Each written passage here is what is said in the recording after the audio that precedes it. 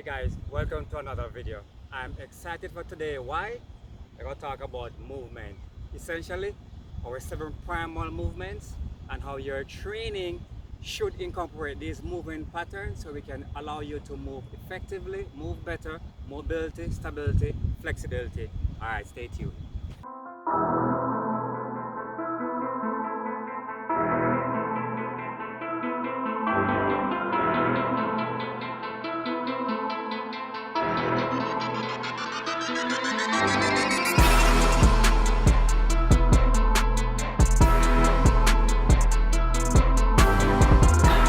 Before we get into your 7 primal movements, let's talk about mobility.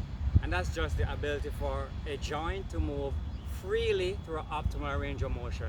So if I was doing a squat, legs under my hips, hip, knee, ankle joint, the mobility about those 3 joints in going through the optimal range in my squat. Alright, so that's mobility. Let's move on to flexibility, the ability of our muscle to lengthen our soft tissue, ligaments, tendons. So hamstring stretch. Some people may only be able to get that amount of flexibility in them hamstring, which takes into consideration also your mobility, right? The joint can move freely through this range of motion. Some people may have really good flexibility where we can get back our palms to the ground, all right? Also the flexibility in your calf comes into play. So that's stability. That's just your ability to maintain control for range of motion. So in movement, maintaining control, good coordination, integrity of the movement. Balance, on the other hand, is being able to maintain control with no movement. Right? For example, doing a single leg stand, holding for 10 seconds or so. Alright, so that's mobility, flexibility, stability, your balance, and then range of motion.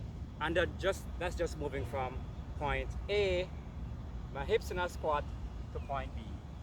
Right? And everybody has different range of motion based on anthropometry.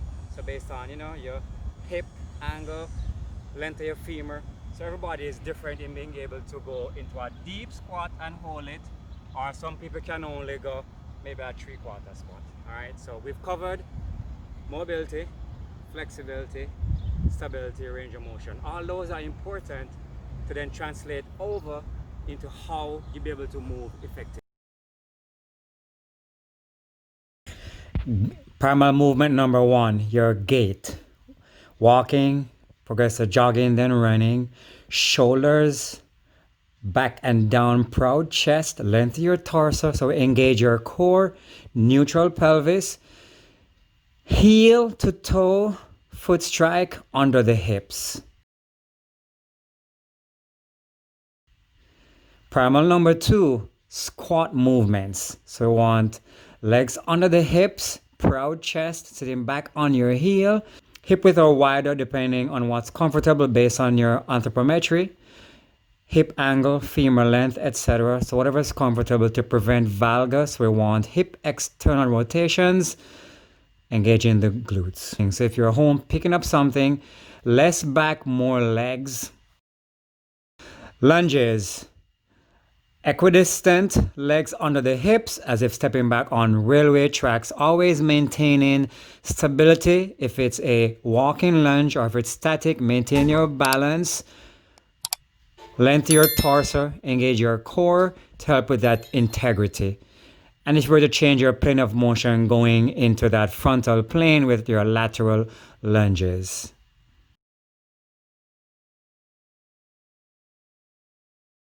Similar cadence to your gait, opposite arm, opposite leg. Pushing movements, whether they're horizontal or vertical, pushing an object away from you or pushing your body away from an object, like doing a push-up. Pulling movements, whether pulling an object towards your body or pulling your body towards an object. So for example, doing single arm rows, any rowing movements, pull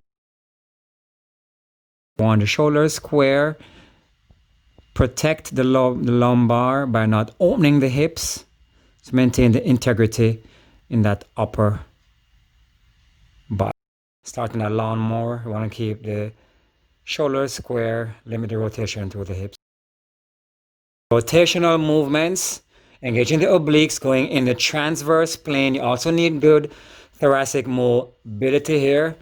Always maintain a stable base. So if you were lunging, you would not want that trailing leg to be directly behind that front foot. So you want to widen your base to maintain a solid foot position to then stay tall and engage your obliques in that rotational movement.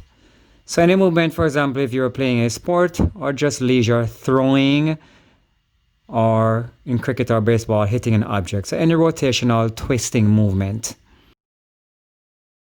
Hinge movements, we want the hips to go front to back and not up and down like in a squat. So less knee flexion. Neutral spine, shoulders down, proud chest. Hold that upper back tension as we sit into the hips, that posterior chain. So guys, it just makes sense. If in your everyday life you move with those 7 primal movements, it only makes sense that your training should translate over into improving your quality of life you do every single day, whether it's house chores, grocery shopping, carrying your suitcase at the airport, nice and square. So your training should definitely incorporate all movement patterns in all the 3 planes of movement. So we have your frontal plane movements going right to left, or abduction movements. We have your sagittal plane, which is your flexion, your extension. So your forward and reverse lunges, right? Or if you're doing bicep curls, and then your transverse plane, which is your rotational movements. So all 3 planes, the 7 primal movements with optimal proper mobility, range of motion, good flexibility, stability and balance, because what we want to do is to improve sports performance or everyday movement, and we want to mitigate or limit, prevent injuries, pain and discomfort. They all go hand in hand. Movement is life. So don't forget to like, subscribe, of course share with somebody who you think will find this useful to help them to move better.